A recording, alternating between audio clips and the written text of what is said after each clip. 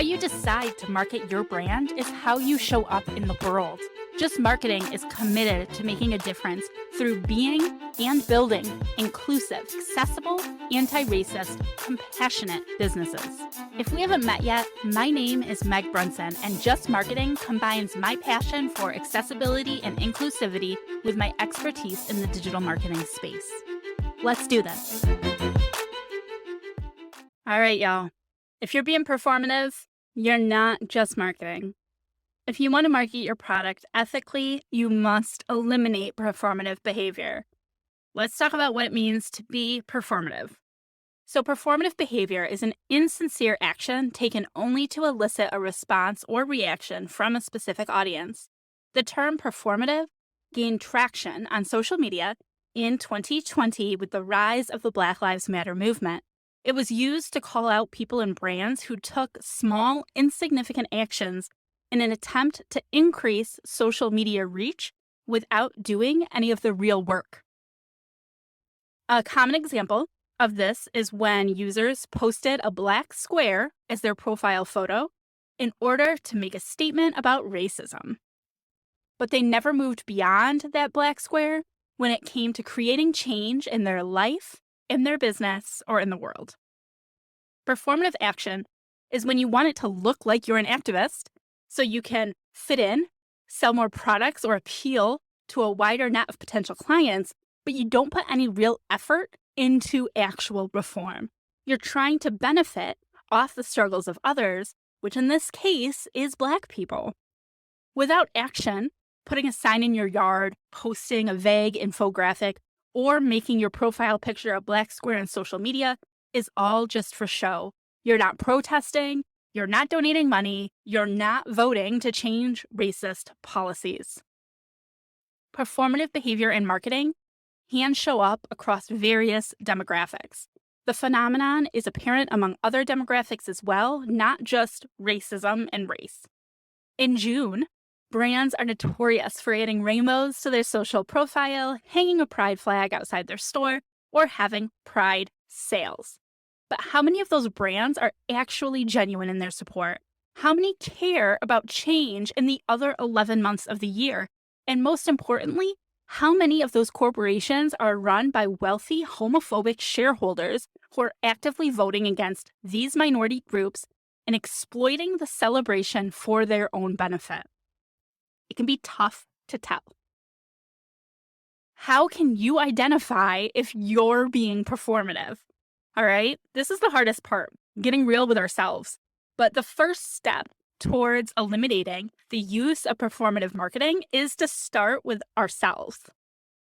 So what can you do to ensure you're not being performative? This can be tough, especially for people pleasers like me. Personally, I tend to get really worried about what other people think, which is exactly why I wanted to be sure to cover this topic. You can't control what other people think. You can only control your actions, and you got to get comfortable with that. People are always going to make judgments for themselves, but what really matters is that you know that you are not being performative. If you're just venturing into this world of advocacy, it'll be really hard at first.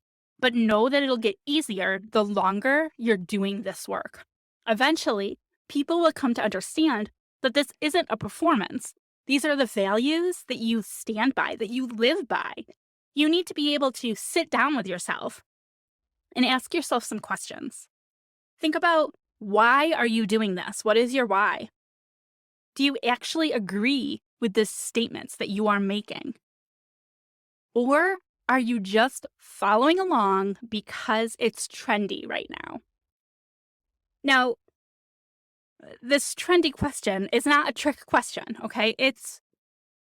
In a way, it's fine if that's your answer. If right now the reason that you're taking these actions is because your friends are taking them and you want to fit in, that's cool. Acknowledge it, right? Acknowledge it. But you need to ask yourself those other questions. And if the only reason you're doing it is because it's trendy, that is performative. And we need to stop and either stop being performative altogether, stop doing it, or we have to start doing things differently. If you keep reading, listening, watching, however you're consuming this content, and taking further action, you're going to be off to a good start. I've talked about performative actions, and I've referred to the hard work it takes to create real change. But what is that hard work? What are the steps that we actually need to be taking to ensure that we've eliminated the performative action and that we are taking actual, real, impactful action towards change? The first thing we need to do is we need to learn. We need to ensure that we understand the stories and the meanings behind the trends that you're seeing, the trends that you're sharing or participating in. Many of these trends have ties to different cultures, and while your intentions may be innocent, the impact may hurt somebody else. I extend this to things like holidays. We shouldn't be celebrating Cinco de Mayo if we don't know the true meaning behind the holiday for the culture in which it originated in. So step one, we have to be willing, able, and eager to learn. Step two, we need to vote in every election and do our best to know who we are voting for. We have to learn, go back to number one, about the candidates so that we can vote intentionally, so that we can vote with intention. You need to make sure that you can vote in the primary elections and not just the general elections. Some states require that in order for you to vote in a primary election, you have to register with a party. So make sure you do that. This is important because not all Democrats and not all Republicans are created equal. Make sure you know the stance on issues related to LGBTQIA+ rights, to women's rights, to reproductive rights, to law enforcement, to gun rights. Make sure you know their stance on the issues that are important to you and hold them accountable. If you elect an official into office and they're not making good on their promises, they gotta go. They gotta go. Communicate with your elected officials. It's their job to represent you at the state or national level. You need to make sure that they know what you want them to do. And if they don't do it, they gotta go. Don't elect them again. Vote for somebody else. Third, we can donate. Numerous organizations need donations. I have a list on my website. I will link to it in the show notes. I will link to it in the blog. You can go check out some of those organizations. Donate to the people who are already doing the work. We don't have to recreate the wheel here. You don't need to start the nonprofit. You just need to find the nonprofit that already exists, that's already doing the work, and make a donation to help them do that work better.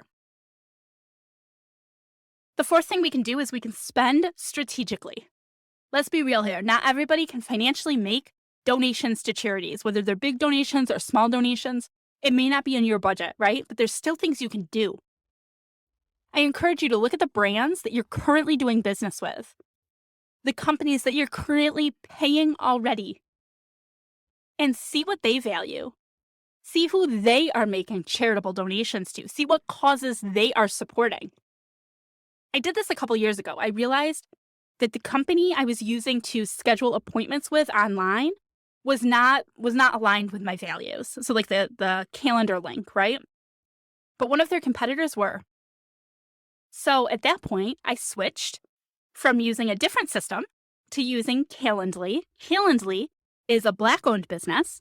The CEO is very active in activism and in the entrepreneurial world. They are doing a lot of good in the community and in the world. And I'm not spending any more money than I was because the two services are comparably priced. I'm getting the same service, not spending any more money, but I know that the money I am spending is going towards an organization who's making a positive impact in the world. So in a way, even though I'm not like directly writing a check to the charity, the brand that I'm doing business with is.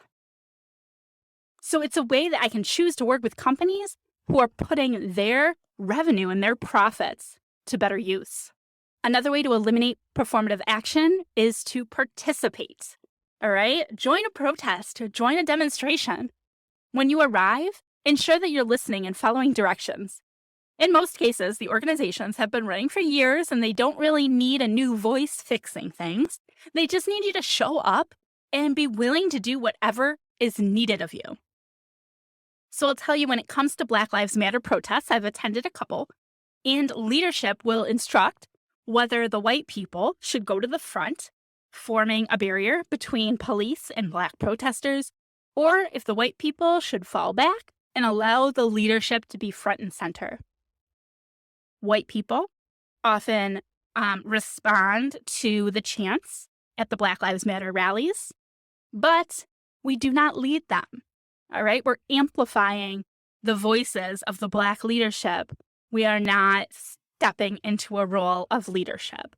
So we need to participate, and we need to be intentional about how we are participating so that we are not centering ourselves, but we are supporting the cause of the protest or the demonstration.